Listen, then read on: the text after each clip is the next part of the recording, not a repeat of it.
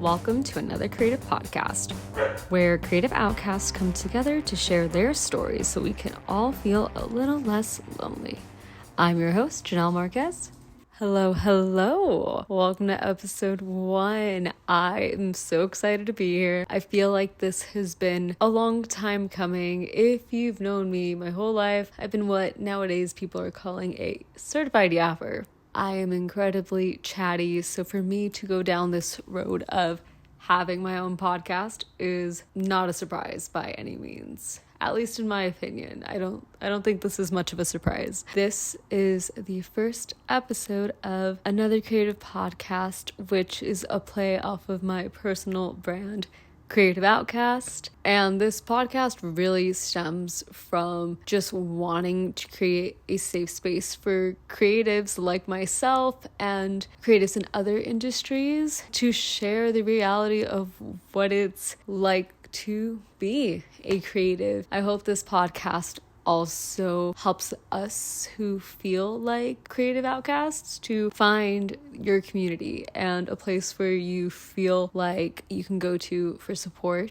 companionship, inspiration. That's the goal. Now, if you're new here, my name's Janelle Marquez. I've been in this creative field for quite some time. I got my first camera at 13 years old, and my dad gifted it to me just because it's something I really wanted to do, but he also wanted to teach me how to photograph baseball. And prior to getting my first camera, I was always stealing my dad's camera. I was stealing my dad's point and shoot and his webcam to film videos on YouTube and upload them before I was even 13. I think I started doing it at 10 years old. I remember I was in the 4th grade. If you know, you know.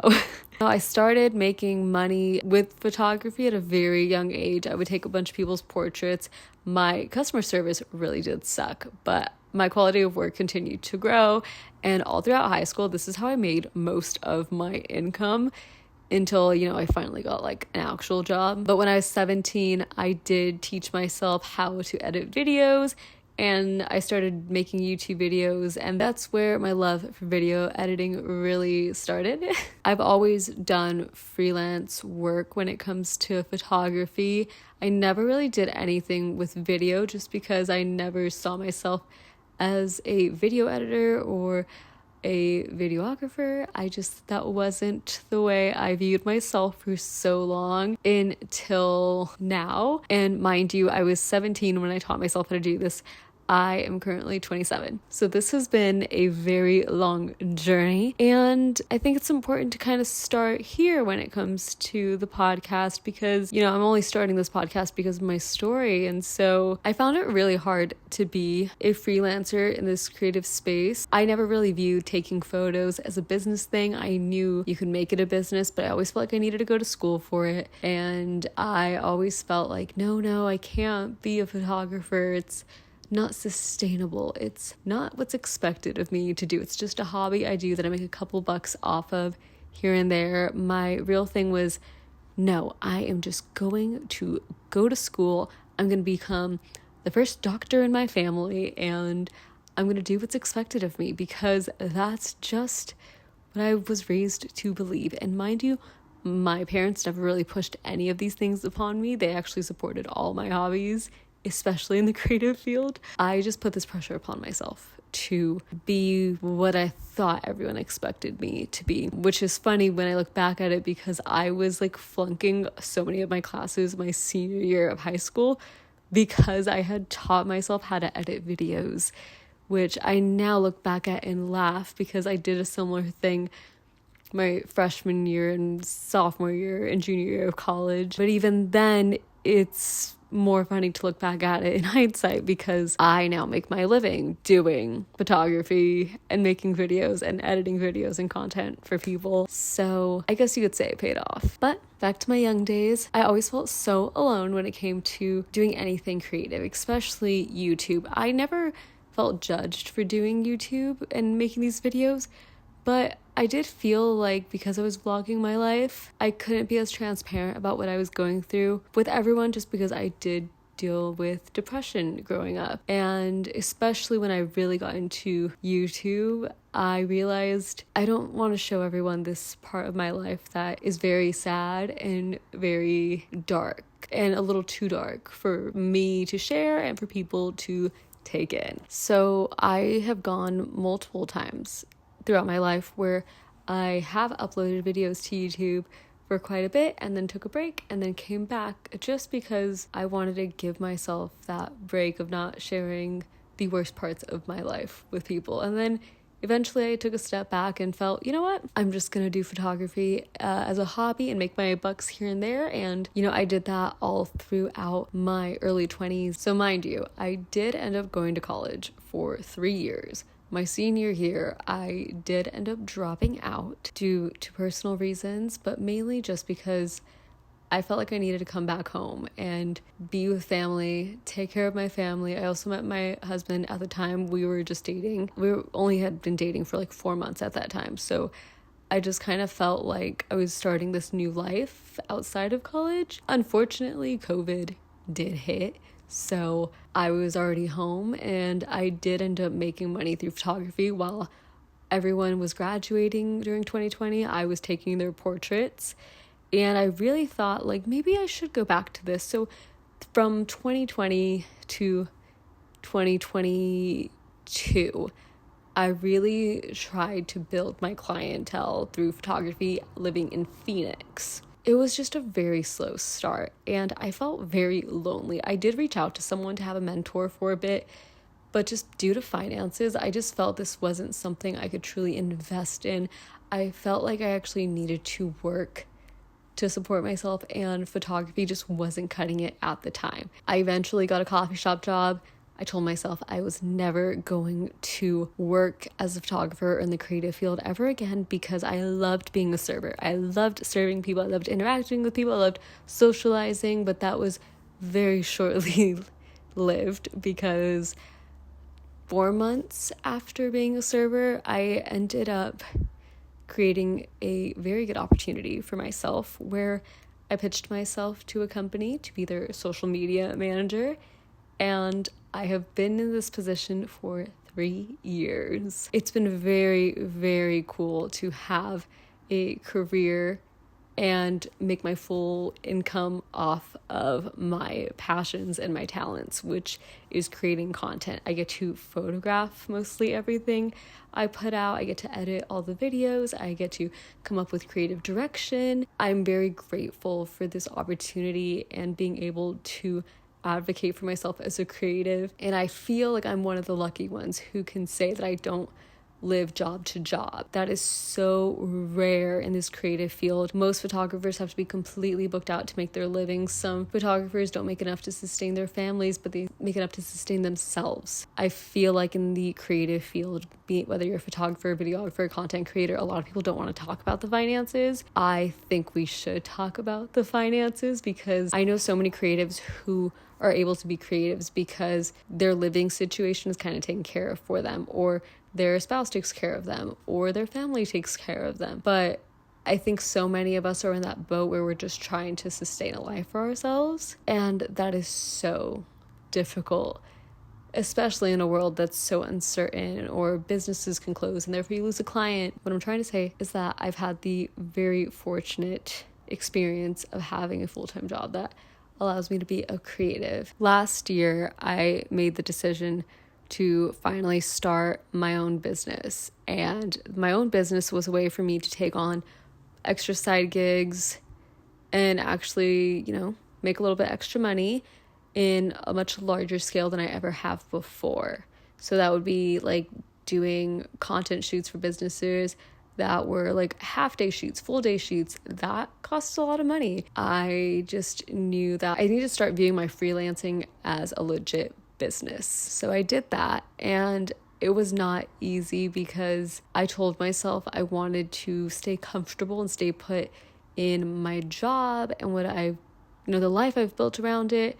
But I knew I also wanted to grow as a creative. I didn't want to be staying stuck and labeling myself as a social media manager, as just a photographer. I felt like I've grown so much that I wanted to expand my portfolio and the work that I do. So I decided to open up my business, which is now known as Kreative Outkast. And it was no easy feat by any means. I did spend the first 2 years of my current job pretty much just neck deep in work. I was working so incredibly much that I never prioritized really living my life until my last year, which was last year, 2024.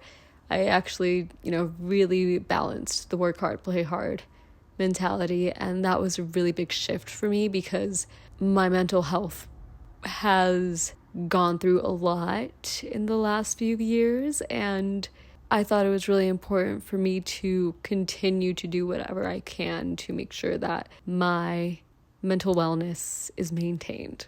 When I started Kreative Outkast, I really didn't want to even start it until like 5 years from now. I wanted to stay where I was at, comfortable, but life happens, and I just decided to jump the ship and just file for my LLC. I put all the money I had saved because I was being a little workaholic, and I put it all into my business. Maybe a little bit more than I probably should have, but it was worth it. And I filed for my business. I got things set up. When I opened up my books, I did get a lot of people inquiring for my photography services, which was great.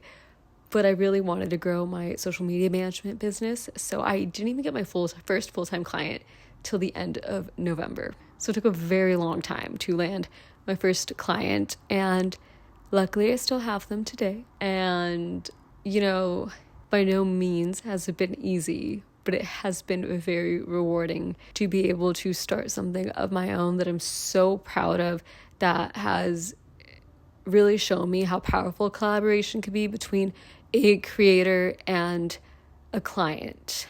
My business name really ties in to a lot of the work that I do. My business name is called Kreative Outkast, as I've mentioned, and that name stemmed from being a freelancer, doing everything on your own, always feeling alone, being a one-person team who does everything from invoices to pricing to creating packages, to customer service, to being the person who is in charge of maintaining your equipment, to being the person who edits your own marketing material, and then also just having a full-time job. It's a lot for one person. I've always been a one-man show, but even as a young person 10 years ago, I felt the same way. I felt alone in everything that I did. I felt very trapped in the sense of like no one around me understands the work that I do. No one gets me. And part of me not having a community came about due to like multiple reasons. And one of those reasons being I changed my lifestyle after college and COVID. I changed who I was. And I changed so many of my behaviors, the way I carried myself, to the point where I just didn't have any friends who I could relate to even. There was also just the whole aspect of my life where I was a workaholic. I just didn't prioritize friendships or relationships. So I didn't really have anyone around me. And then, kind of letting stress consume your life, that doesn't make you a very pleasant person to be around. So I was truly living like a creative outcast. And, when you have felt like that your whole life and you feel like that again as an adult, it's kind of like, well, this is just who I am and that's how it is. It's, the name Kreative Outkast also is a play off of like the phrase being a starving artist. It's one of those things that I thought like, oh, this is catchy, this is cute, and no one had it as a business name, so I took it. In a way, it is quite saddening to admit that I've always felt so lonely in the work that I do and the business that I have. It's almost now been an entire year since I started Kreative Outkast, and I have reevaluated a lot of my business goals and just the services I want to offer. So when it comes to the future of Kreative Outkast, I really sat down and thought about what do I want to be known for, and I had this big plan for my business initially, and it still stands strong. It's just the way I'm going about it is now different in the sense of I don't really want to be known as a social media agency. I don't want to be known as a social media manager. If anything, I would love to be known as a creative outcast, but in a positive way. I want to be known as that person who creates a safe space and environment for other creators and creatives to be vulnerable and share the reality of what it's like to be in this industry, because I don't think we're having enough honest conversations when it comes to being creatives. I don't think a lot of us are talking about how lonely it can be, how having a negative client experience can really hinder your soul and your work ethic. We're not talking about a lot of things that we should be. We're not holding space for each other to feel connected and to just feel heard, or at least that's how I feel. I recently became friends with someone who has inspired me to put myself out there. Alyssa, if you're listening to this, yes, I am talking about you. Alyssa is the funky Latina, and we started hanging out at the end of last year, and I'm not gonna lie, I was so scared to make new friends after not having friends for a really long time. But when I met her, I remember just immediately bonding over the fact that we felt like there needs to be more community meetups or hangouts just for creatives, specifically Latin creators, any creators of color. Like, we just needed a space for all of us to feel heard and seen. And that was like one of the things that when I first met her and we talked about it, I told her like we should definitely do something about it. And since then, I've always thought about what could I do? And then it hit me. As much as, I love making YouTube videos and creating this, they're about me.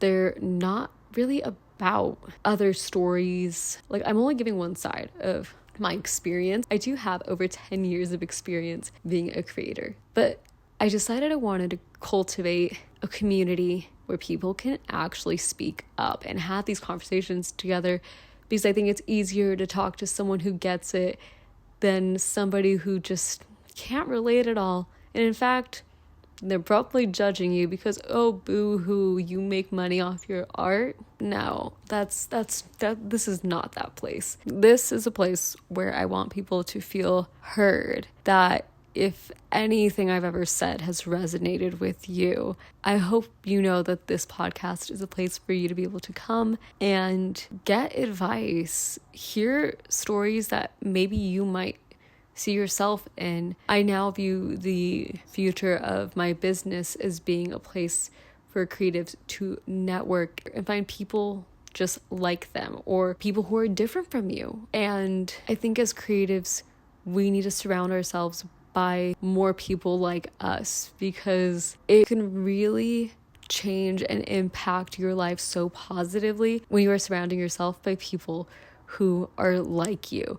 Because like I mentioned, making this new friend of mine, I have never felt more capable about doing anything or trying something new than I ever have. Like, I'm so happy that I feel so, or I don't know if I said that right. What I'm trying to say is that, like, when you're surrounded by people who just do the damn thing, when you're surrounding yourself by people who are just doing their best, who are putting themselves out there, it's contagious in a great way.